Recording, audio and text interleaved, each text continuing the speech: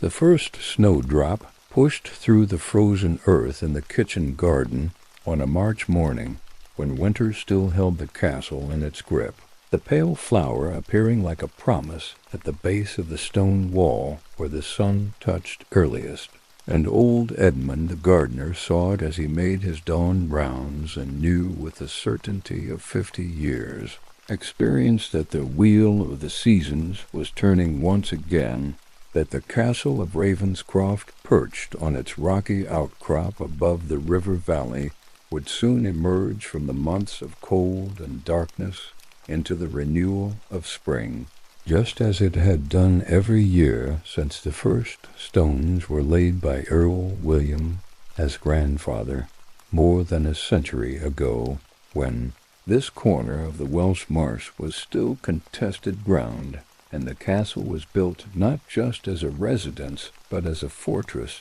to hold the borderlands for the English crown.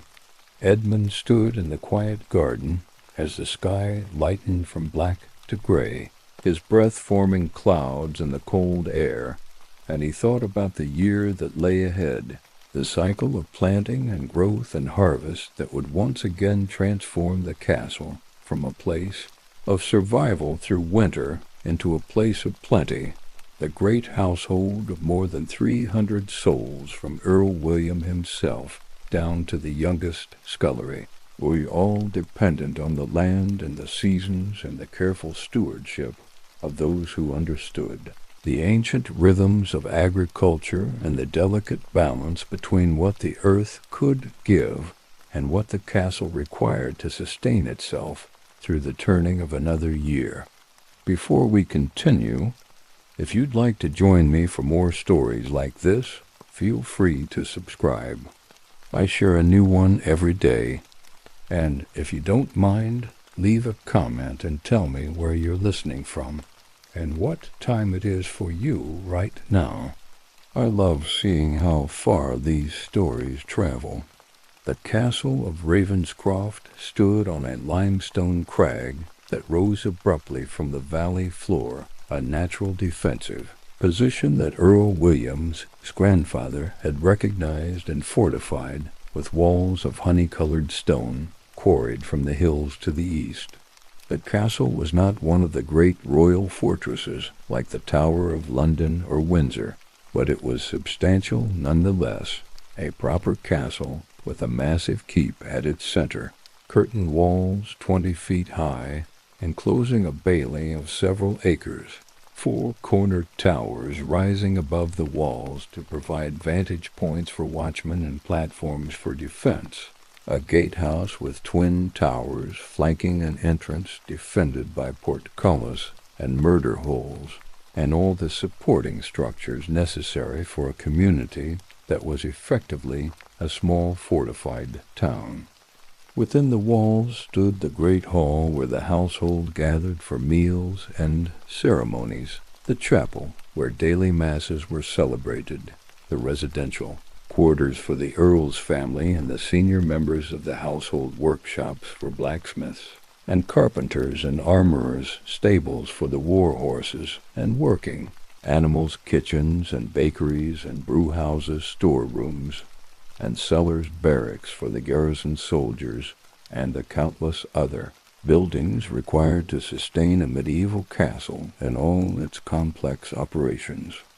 The castle sat at the center of a vast estate that stretched for miles in every direction, encompassing forests and fields, villages and hamlets, mills and fish ponds, all held by the Earl from the king and worked by hundreds of tenant farmers and laborers whose lives were bound to the land through the intricate web of feudal obligations.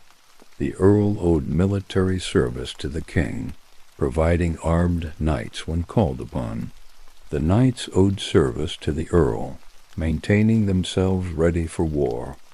The peasants owed labor and rent to the Earl and his knights, working the lord's fields and their own, creating the agricultural surplus that supported the entire system, and binding all of this together was the cycle of the seasons, the great wheel that governed when to plow and when to plant, when to harvest, and when to rest, when to slaughter animals, and when to breed them, when to preserve food, and when to consume it, a rhythm as old as agriculture itself,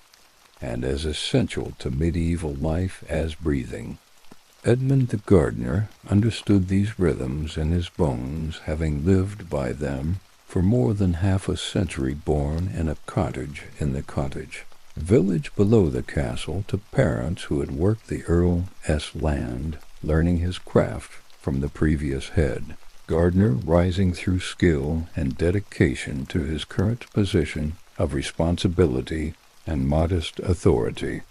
The kitchen garden that was his particular domain occupied a sheltered corner of the bailey, protected from the worst winds by the castle walls, its soil enriched by decades of careful composting and manuring, its beds arranged in the traditional pattern that allowed for crop rotation and companion planting, and all the accumulated wisdom of medieval horticulture.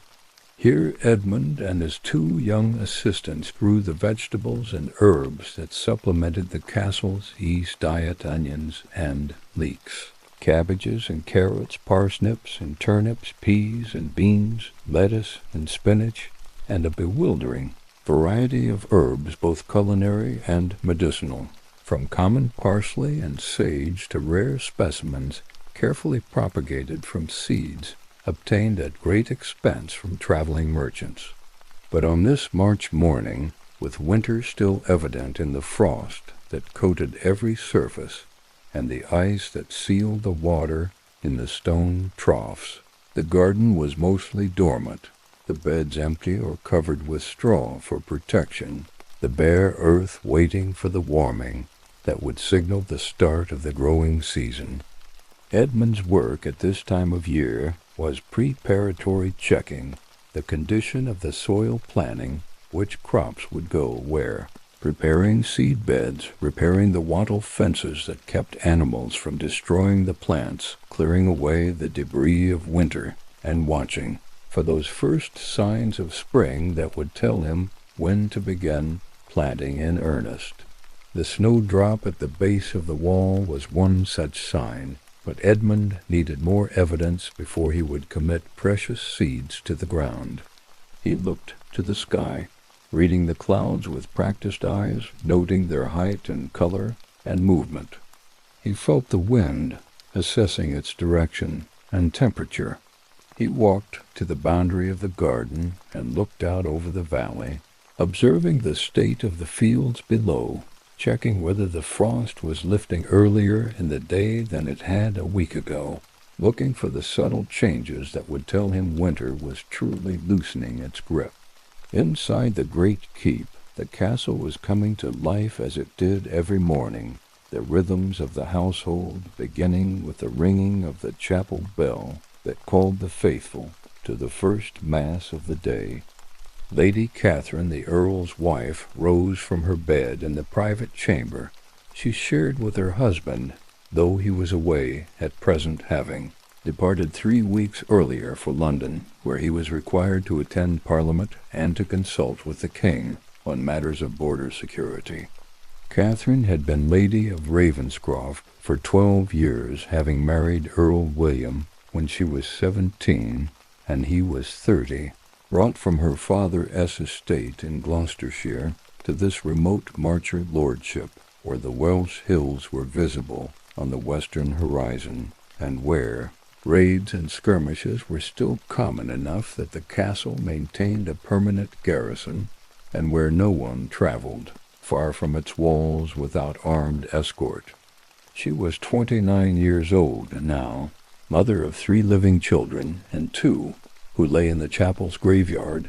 experienced in the management of the great household that her husband's frequent absences made her responsibility. As she dressed with the help of her chambermaid, choosing garments appropriate for the season, woman underdress and overdress in deep blue-lined cloak for warmth, linen wimple and veil to cover her hair in the modest fashion required of married noblewomen, she was already running through the day as tasks in her mind, the dozens of decisions and actions that would be required of her before she returned to this chamber for the night. The chapel, when Catherine entered it with her ladies and the senior members of the household, was cold despite the brazier that had been lit to take the worst edge off the chill. The priest, Father Thomas, celebrated the morning mass in Latin that most of the congregation did not understand, but whose rhythms and responses they knew by heart from years of daily attendance. Catherine knelt on the stone floor with the others, her knees protected by a cushion that was one of the small privileges of rank, and she prayed with genuine devotion, asking God's blessing on her husband in London, on her children Edward the heir, now 10 years old, Alice 7, and little Thomas just 3 on the household, on the coming season, on all those who depended on the Earl's protection and provision. After Mass, the household processed to the great hall for breakfast, a simple meal of bread and ale, with perhaps some cheese or cold meat for those of higher rank. The great hall was the heart of the castle's communal life, a vast chamber that occupied most of the second floor of the keep, its roof soaring to timber beams blackened by centuries of smoke from the central hearth, its walls hung with tapestries that depicted hunting scenes and battles, its floor covered with rushes mixed with herbs to freshen the air and absorb the inevitable spills and debris of daily use. At one end of the hall stood the high table on a raised dais where the Earl and his family and the most important members of the household dined. Looking down over the rest of the hall, where trestle tables accommodated the lesser members of the community in a carefully ordered hierarchy that reflected their status and function, Catherine presided over the high table in her husband's absence, her authority acknowledged and respected by the household, though she was always conscious that her power was derived from her husband and existed only as long as he permitted it. She ate quickly, for there was much to be done, and as soon as breakfast concluded, she met with Richard the steward in the small chamber adjacent to the hall that served as the administrative center of the castle. Richard was in his 50s, a man of common birth who had risen to his position through literacy and competence, managing the complex finances and logistics of the estate with the help of several clerks who kept the endless records that medieval administration required, records of rents owed and paid, of labor services due from the villains of grain in the various barns, of animals on the estate, of expenses and income, of debts and credits, all meticulously noted on parchment rolls that would eventually be stored in the castle's archives. This morning's business began with a review of the food stores, always a concern in late winter when the supplies laid up at harvest were diminishing and new crops were still months away from maturity. Richard reported that grain stocks were adequate but would need careful rationing if they were to last until the summer harvest. The salted meat from animals slaughtered in the autumn was running low, which meant more reliance on fresh fish from the castle's fish ponds and the river, supplemented by occasional purchases from the village markets. The cheese stores were in good condition, the wheels aging properly in the cool cellars. The dried peas and beans would last well into spring. The apples from the orchard, carefully sorted and stored, were beginning to show more rot and would need to be used quickly or they would be lost entirely. Catherine listened to these reports with careful attention, asking questions, making decisions about allocation and usage, authorizing purchases where necessary, denying requests that seemed excessive or unnecessary. She had learned over 12 years that the steward's tendency was to be cautious to hoard supplies against possible shortage, while the household's various departments all wanted more than they needed each cook, and baker and brewmaster arguing that his operation was being starved of essential materials. Catherine's task was to balance these competing demands to ensure that the household was adequately fed without waste, to maintain appropriate standards for different ranks. The high table must be well supplied with meat and refined dishes, while the servants' tables received simpler but adequate fare, and to keep costs within the bounds that her husband would approve when he reviewed the accounts upon his return.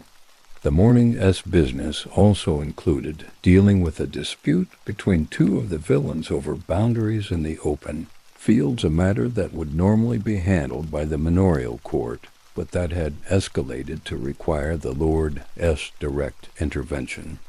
Catherine heard both sides of the argument, consulted with Richard about the customary law of the manor, examined the written records of previous boundary disputes, and rendered judgment that neither party was entirely happy with, but that both accepted as authoritative.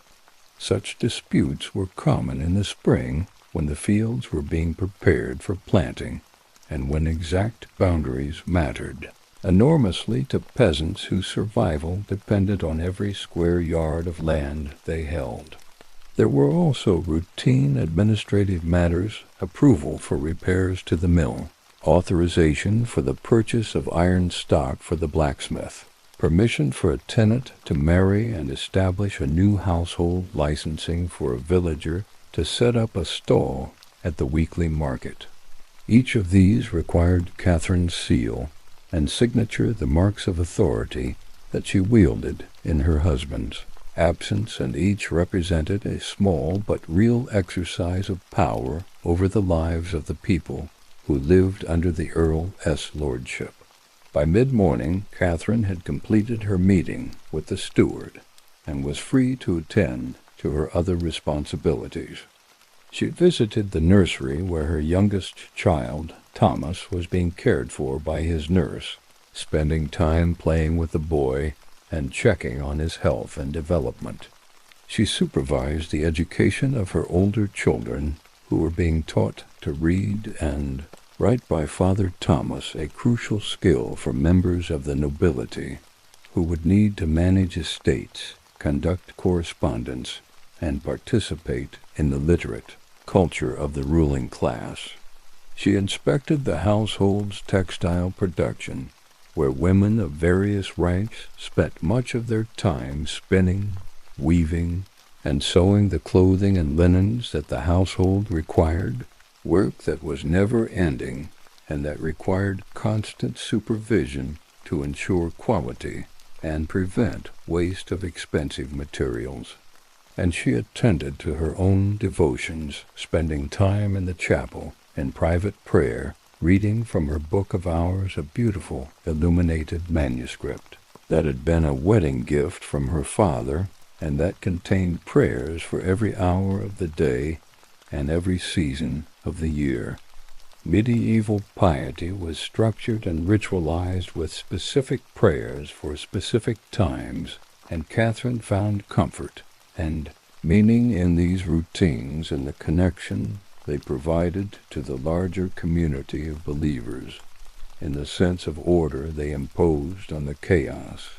and uncertainty of life. As March turned to April, and the signs of spring became unmistakable, Edmund the gardener began the intensive work of the growing season. The soil in the kitchen garden, checked daily, and found to be warming and drying after the winter wet, was turned and prepared. The beds shaped and enriched with compost from the great heap where kitchen waste and animal manure had been rotting all winter, into the rich dark material that medieval gardeners knew was essential for productive soil.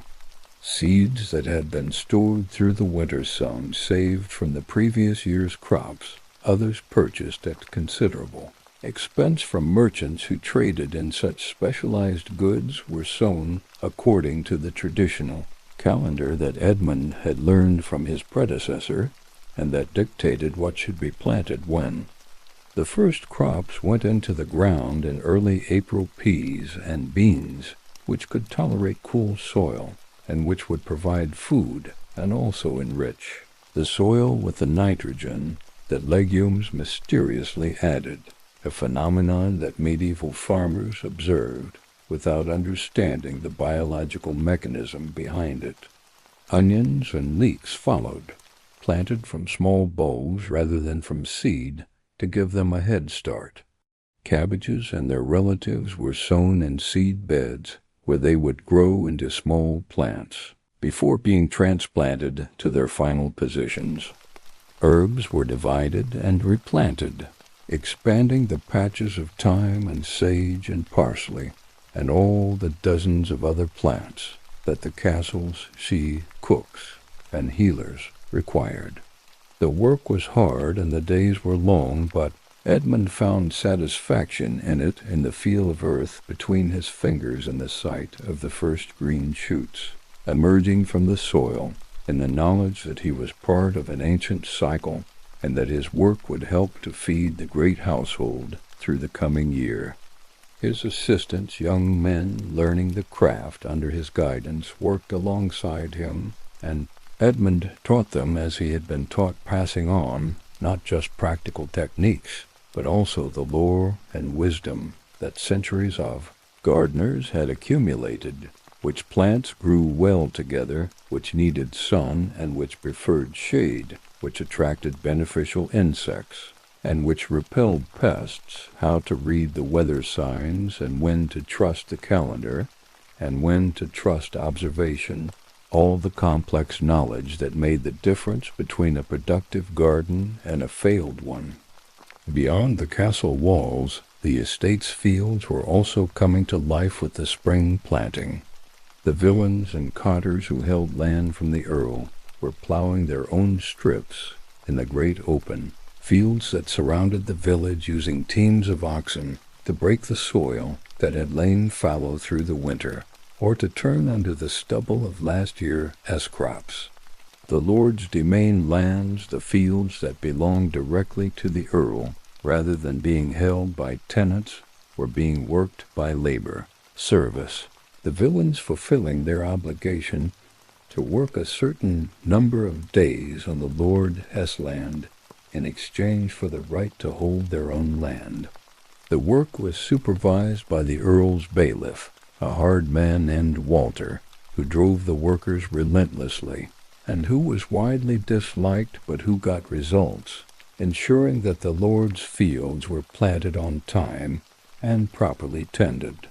The crops being planted were the staples of medieval agriculture: wheat for the bread that the lord's household consumed, barley for brewing into the ale that everyone from the earl to the lowest servant drank in vast quantities, because water was often unsafe oats for porridge and for feeding horses, rye for the coarser bread that the common people ate. The three-field system was in use on this estate, with one field planted in winter grain that had been sown the previous autumn and was already showing green, one field planted now in spring grain, and legumes and one field left fallow to recover its fertility. Next year the fields would rotate the fallow, becoming the winter grain field, the winter grain field becoming the spring grain field, the spring grain field becoming fallow, a cycle that would continue year after year, maintaining the productivity of the land without exhausting it. As April gave way to May and the weather warmed further, the castle and its surroundings were transformed by spring. The kitchen garden erupted in green, the vegetable plants growing rapidly in the lengthening days, the herbs flourishing, the first radishes and lettuces ready for harvest, and providing welcome fresh food after months of salted meat and stored grain. The orchard behind the castle bloomed with apple and pear flowers, clouds of white and pink that drew bees from the hives that Edmund maintained in a corner of the garden the bees essential for pollination, and also providing honey and beeswax that were valuable commodities in the medieval economy. The fields around the village showed a patchwork of different greens, as different crops grew at different rates, the winter wheat already tall and heading, the spring-planted grains still low but establishing themselves strongly, the fallow fields either genuinely empty or planted with temporary pasture that would be grazed by the village as animals.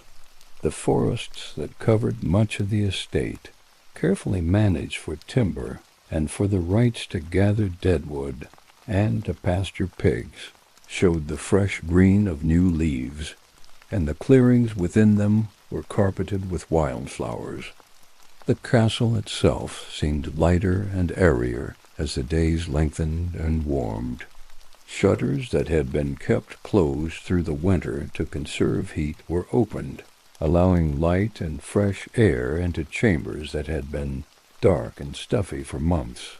Tapestries and wall hangings were taken down and beaten to remove the accumulated dust and smoke, then hung again or stored away for the summer months when their insulating properties were not needed. The great hall, which had been the center of life through the winter, became less dominant as people spent more time outdoors, working in the bailey, training in the practice yard, or simply enjoying the fine weather. May Day was celebrated with traditional festivities, the garrison soldiers and the young people from the village going into the woods before dawn to gather flowers and green branches to decorate the castle and the village. The selection of a May Queen from among the young women, dancing around a maypole in the bailey, feasting and drinking and general merriment that was a welcome break from the routine of work. Father Thomas frowned on some of the more pagan aspects of the celebrations, the echoes of pre-Christian spring fertility rites that the church had never quite managed to suppress, but even he had to admit that the people needed their festivals, and that May Day, falling as it did at a time when the hardest spring work was done, but before the intense labor of harvest began, was a natural time for celebration. For Lady Catherine, the spring months brought a different set of concerns and responsibilities. With the household no longer battling to stay warm and fed through the winter, attention could turn to other matters. This was the season for building projects and major repairs work that was difficult or impossible in winter weather could now proceed. Catherine oversaw the repair of a section of the curtain wall where winter frosts had loosened stones, the rethatching of several buildings whose roofs had deteriorated, the construction of a new granary to provide additional storage for the hopefully abundant harvest to come. These projects required careful management of resources and labor, coordination with the various craftsmen involved, and decisions about priorities and timelines. Spring was also the season when visitors began to arrive more frequently, the improved weather and longer days making travel less dangerous and more appealing. Catherine had to oversee the hospitality that such visitors required, ensuring that guests were appropriately housed and fed according to their rank, that their horses were stabled and cared for, that their retinues were accommodated, that entertainment was provided.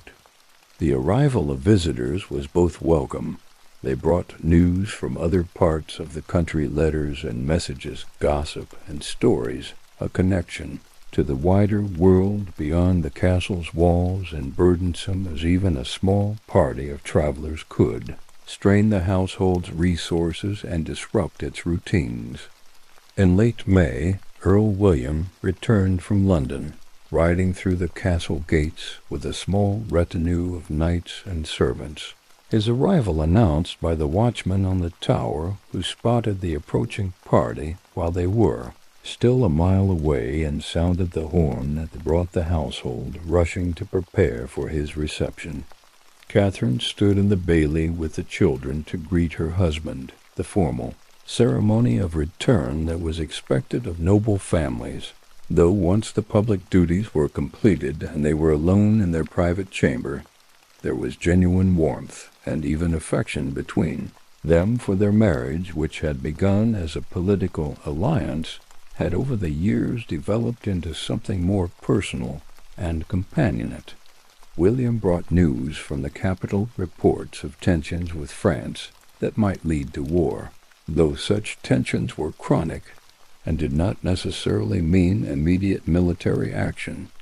Gossip about the court and the king's favorites, accounts of parliamentary business and the taxes that had been approved, which William grumbled about, but which he knew were necessary for the defense of the realm. He also brought gifts for his wife and children, fine cloth from London merchants, a small carved ivory box for Catherine, toy knights for the boys, ribbons for Alice, luxuries that were rare in the remote Marcher lordship, but that reminded them of their connection to the wider world of the English nobility. With William's return, the routine of the castle shifted. The Earl took back control of the estate's management from his wife, though in practice Catherine continued to oversee the household, while William focused on the larger political and military matters that were his responsibility as a Marcher lord. He reviewed the accounts that Richard the Steward presented, approved the decisions that Catherine had made in his absence, consulted with his officers about the state of the garrison and the defenses, held court to hear cases and settle disputes, and generally reasserted his authority as Lord of Ravenscroft. The late spring and early summer were busy times on the estate. The crops that had been planted in March and April required constant attention, weeding to prevent competing plants from choking out the desired crops, thinning where plants had been sown too thickly, protecting against pests and diseases, watching anxiously for any signs of drought or excessive rain or other weather problems that could threaten the harvest. In the kitchen garden, Edmund and his assistants worked daily, harvesting the quick-growing crops like radishes and lettuce, planting succession, crops to ensure a continuous supply, training, climbing beans onto poles, earthing up the leeks to blanch their stems, checking the progress of the slower-growing crops like cabbages and onions. June brought the hay harvest, the first of the year's major agricultural events. The meadows that had been allowed to grow through the spring were mowed by teams of men working with scythes, the long curved blades swinging in rhythm as they cut swaths through the tall grass. Behind them came women and children who raked the cut grass into rows to dry in the sun, turning it periodically to ensure even drying, watching the sky anxiously for signs of rain that could ruin hay that was not yet fully dry. When the hay was ready, it was gathered into great stacks and carted to the barns, where it would be stored as winter feed for the animals. The hay harvest was crucial. Without adequate hay, animals could not be kept through the winter, and without animals the estate could not function. July was hot and dry, the sun beating down from cloudless skies day after day, the fields turning from green to gold as the grain ripened, the kitchen garden requiring constant watering from the well to keep the plants from wilting. Edmund and his assistants hauled bucket after bucket of water, pouring it carefully around the roots of the vegetables, prioritizing the most valuable crops and the ones most in need. The bean plants climbed their poles and produced their pods, which were picked regularly to encourage continued production. The onions swelled in the ground. The cabbages formed their tight heads. The herbs grew lush and were harvested for drying, to be stored for use in the winter when fresh herbs would not be available. Inside the castle, the heat made life uncomfortable. The stone walls that had been so welcome in winter's cold now seeming to trap and intensify the summer sun. The great hall was stifling, despite the high ceiling and the open windows, and meals were sometimes taken outside in the bailey, where at least there was a possibility of a breeze. Flies were a constant nuisance, attracted by the food in the kitchens and the waste that accumulated despite efforts to keep the castle clean. The guardrobe chutes, which in winter had been merely unpleasant, now reeked in the heat, and Catherine had the guardrobes cleaned more frequently than usual, the unpleasant task assigned to the lowest servants as punishment or simply as part of their regular duties. The summer was also the season for visitors and for travel, with the roads dry and passable, with the long days providing ample time for journeys, with the pressing work of spring planting behind them, and the intense labor of harvest still ahead. July and early August saw a parade of guests arriving at Ravenscroft. Knights from neighboring estates came to consult with Earl William about border security and about the perennial problem of Welsh raids. Merchants came seeking to buy the Earl's surplus production or to sell goods that the castle needed. Travelers of various sorts, pilgrims on their way to distant shrines, minstrels, seeking employment and patronage, friars, preaching and begging occasional knights, errant looking for adventure or employment, all stopped at the castle seeking hospitality that the Earl was obliged by custom and by his own interests to provide. Each guest had to be received with appropriate ceremony, housed according to their rank, fed, and entertained. The constant flow of visitors strained the household's resources and kept Catherine and her staff perpetually busy, but it also provided variety and interest, news and entertainment, connection to the wider world. A minstrel who stayed for several days provided nightly entertainment in the great hall with songs and stories. A merchant brought exotic spices and fine cloth from London, and even goods from the continent, French wine, Flemish tapestries, Italian, silks, luxuries that the Earl purchased for his household, and that reminded them that they were part of a larger Christian civilization that stretched across Europe. In mid-August, as the grain in the fields turned from gold to brown, and the heads grew heavy with seed, the entire estate prepared for harvest, the most important and most labor-intensive period of the agricultural year. The success or failure of the harvest would determine whether the household ate well or poorly through the coming winter, whether the villains could pay their rents and feed their families, whether there would be surplus to sell for cash, or whether the estate would struggle to meet its obligations. Everything depended on getting the grain harvested quickly before bad weather could damage it, and that required mobilizing every available worker in an intense burst of labor. The harvest began with the wheat, the most valuable crop, and the one that required the most careful handling. Teams of reapers moved through the fields with sickles, cutting the grain stalks and binding them into sheaves.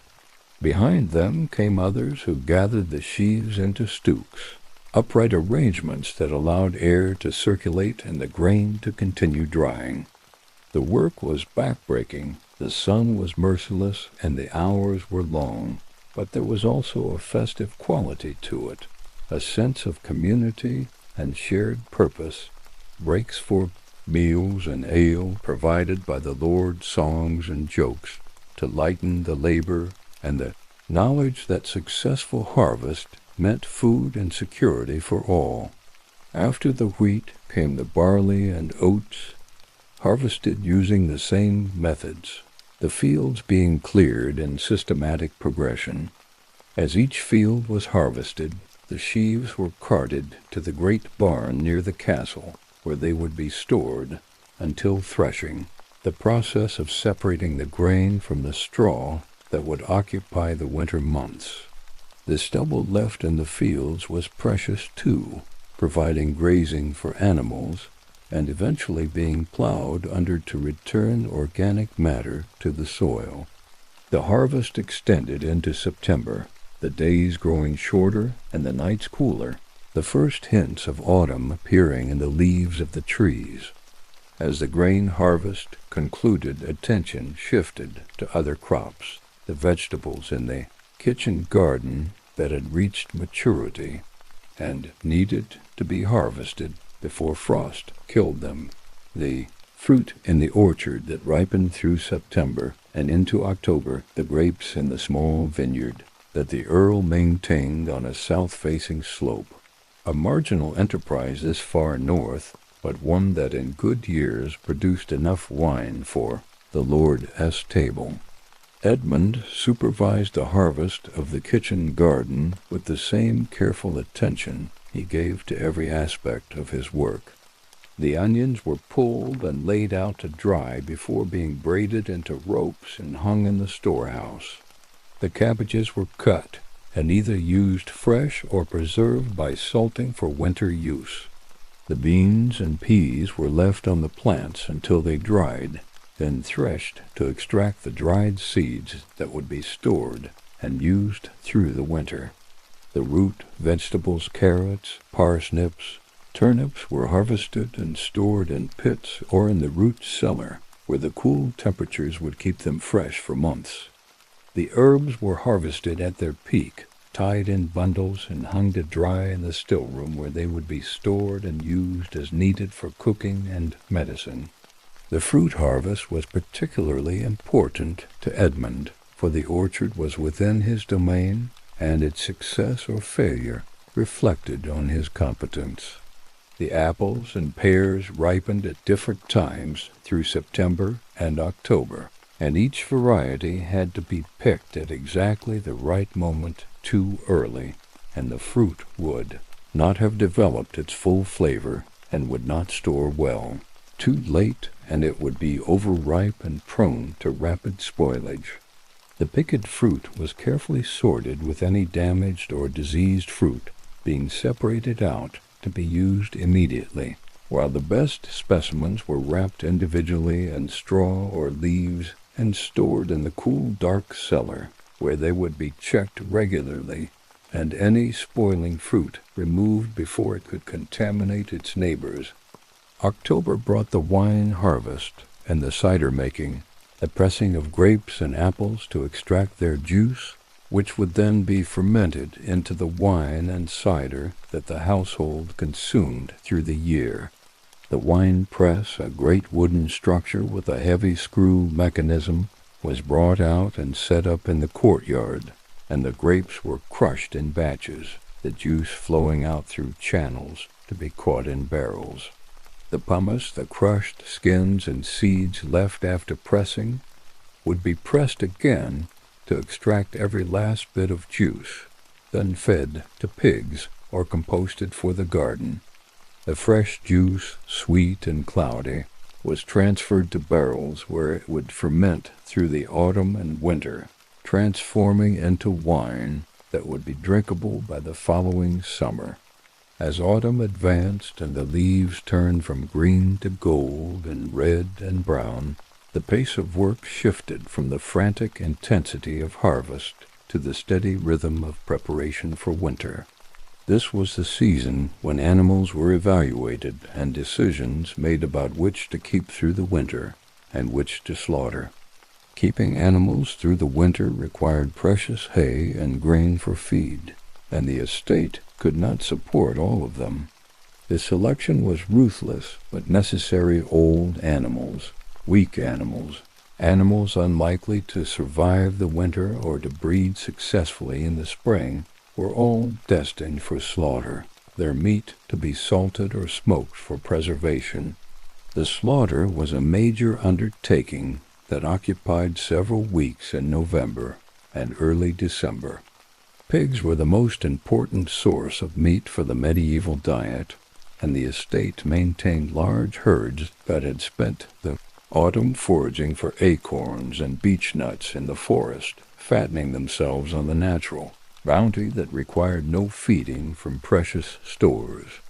These pigs were driven in from the woods and slaughtered in systematic fashion, the carcasses being immediately butchered and processed into the various preserved forms that would sustain the household. Through the winter hams salted and hung to age, bacon cured and smoked, fat rendered into lard for cooking, blood made into black pudding, intestines cleaned and used as sausage casings, organs cooked immediately for fresh consumption while they lasted, bones saved for broth, nothing wasted from animals that were too valuable to allow any part to go unused.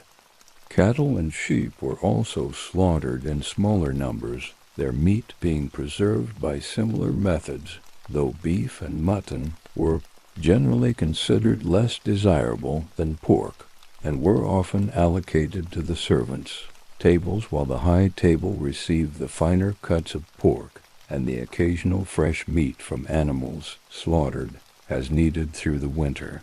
The hides from slaughtered animals went to the tannery in the village, where they would be processed into leather, for shoes and belts and harness, and the countless other uses medieval society found for leather. The wool from sheep slaughtered in autumn was salvaged and added to the estate's wool production, though the best wool came from sheep that were shorn in summer, not slaughtered in autumn. November also brought the final preparations of the kitchen garden for winter. The last vegetables were harvested or protected against frost. Tender plants that would not survive freezing were either brought into shelter or allowed to die and be cleared away. The beds were covered with straw or manure to protect the soil from the worst of the winter weather and to begin building fertility for the next growing season. Tools were cleaned and stored fences were repaired the greenhouse, actually just a sheltered corner with some crude glass windows, a luxury that Earl William had installed at considerable expense, was prepared for the few plants that would be maintained through the winter. The kitchen garden at this season looked barren and lifeless compared to its summer abundance, but Edmund knew that beneath the surface, in the protected beds and in the seeds stored in the stillroom, next year's garden already existed in potential, waiting for the wheel of the seasons to turn once more and bring the warmth and light that would transform potential into actuality. He walked through the garden on a gray November afternoon, checking that everything was properly secured and protected, and he felt the satisfaction of a job well done, of another season successfully completed, of the household fed and the stores full going into winter. December brought the shortest days and the longest nights, the sun barely rising above the southern horizon even at noon, the cold settling in with a grip that would not relax until spring.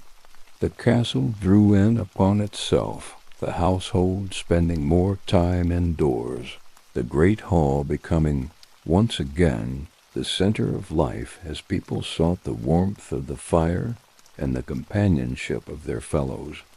The routines of winter were different from those of summer, less varied, more focused on simple survival, more dependent on the stores that had been laid up during the productive seasons.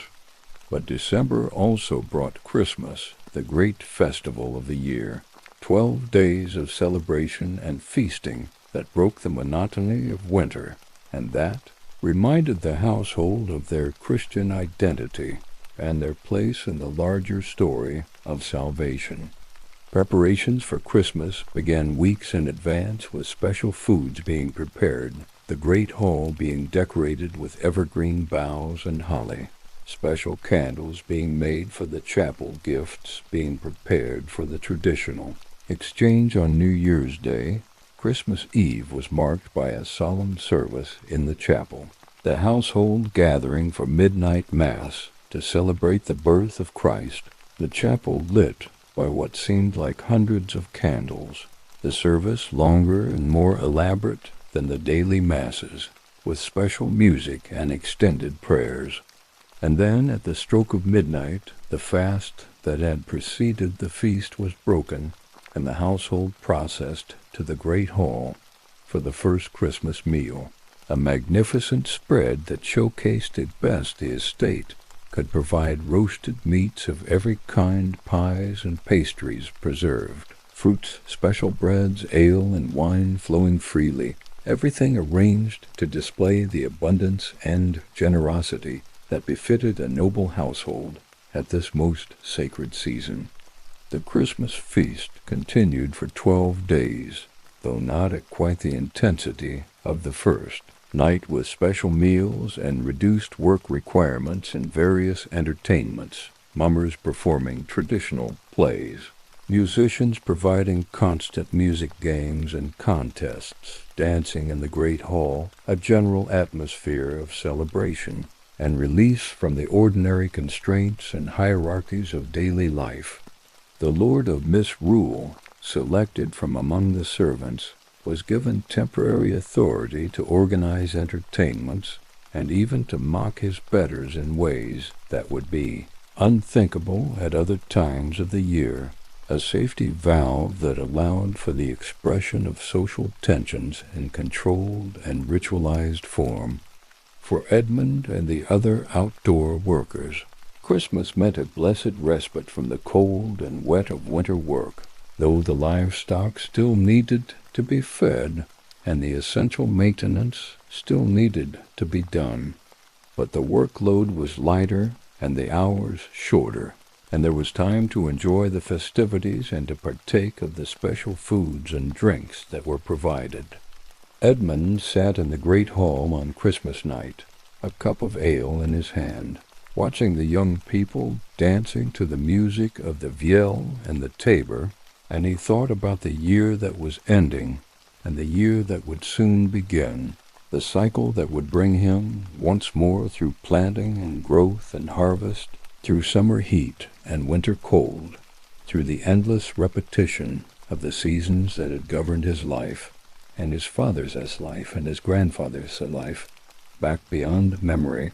back to the beginning of agriculture itself. As December gave way to January and the Christmas festivities concluded, the castle settled into the deep winter routine that would last until spring. The days were short and dark, the cold was intense, and there was little work that could be done outdoors. The household occupied itself with indoor tasks, threshing the grain that had been harvested in autumn, the rhythmic flailing in the great barn, separating the seed from the chaff, spinning and weaving and sewing, transforming the raw wool and flax from the year's production into cloth and thread and finished garments, making and repairing tools and equipment against the coming spring when they would be needed, maintaining the castle's defenses and buildings, doing the work that could be done indoors or that needed to be done regardless of the weather. For Catherine, the winter months brought a different rhythm of work. With less outdoor activity and fewer visitors, she could focus on the household's internal affairs, supervising the education of her children, overseeing the production of textiles, managing the stores to ensure they lasted through to spring, attending to her devotions and to the charitable work that was expected of a noblewoman. She visited the sick in the village, bringing food and medicine and comfort. She distributed alms to the poor who came to the castle gates seeking help. She supervised the making of medicines and remedies in the still room, preparing the herbal treatments that medieval medicine relied upon for everything, from simple headaches to serious illnesses,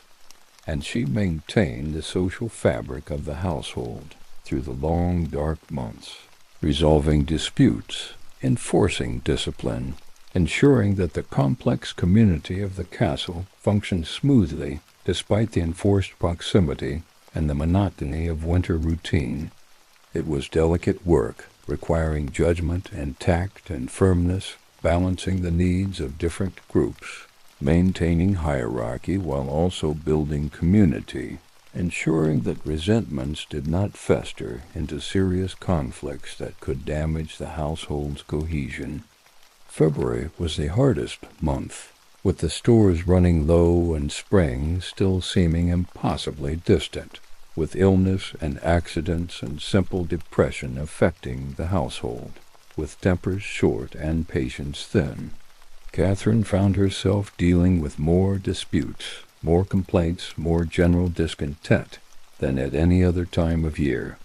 The castle felt claustrophobic, the stone walls that had been protection seeming like a prison, the great hall that had been festive at Christmas,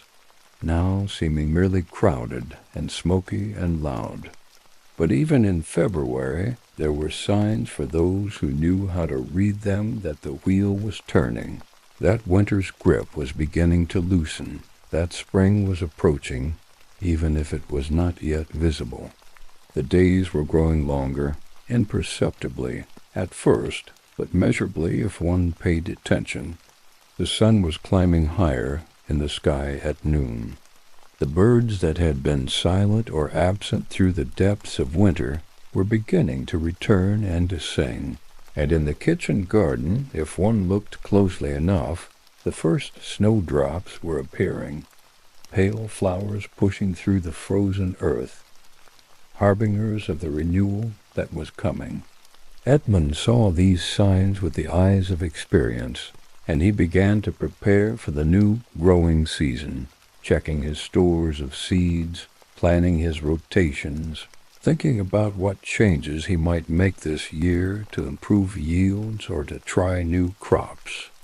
The cycle was beginning again, as it had begun every year for as long as anyone could remember, as it would continue for as long as the castle stood, and the land was worked, and the seasons turned in their endless rotation. And as March arrived and the first real warmth returned to the air, and the earth began to thaw and dry, as the household emerged from the castle like seeds sprouting from the ground, blinking in the strengthening sunlight and shaking off the torpor of winter, the great cycle of life in the castle began again, the pattern repeating, but never exactly the same, each year bringing its own variations and challenges and rewards, the rhythm of the seasons providing structure and meaning to lives that were bound to the land and to the community, and to the vast web of feudal relationships that defined medieval society. The castle of Ravenscroft stood as it had stood for more than a century solid, and enduring, home to generations who had lived and worked and died within its walls and on its lands, part of a world that seemed eternal in its own time, but that was in fact transitioning, slowly and imperceptibly toward the different world that would eventually emerge from the medieval order. But in the year we have followed, in the castle and its estate as they moved through the 4 seasons, medieval life was fully itself confident in its structures, certain of its truths, comfortable in its rhythms, a world complete and functioning according to its own logic and values, a world where the turning of the seasons brought hardship and abundance, scarcity and plenty, but always in patterns that were familiar and understood, where each person had their place and their role, where the great household of the castle was a community bound together by mutual obligation and common purpose, living through the cycle of the year and the ancient rhythms that agriculture and climate and custom had established. And so the story ends where it began, in the kitchen garden in early March, with Edmund the gardener seeing the first snowdrop and knowing that spring was coming,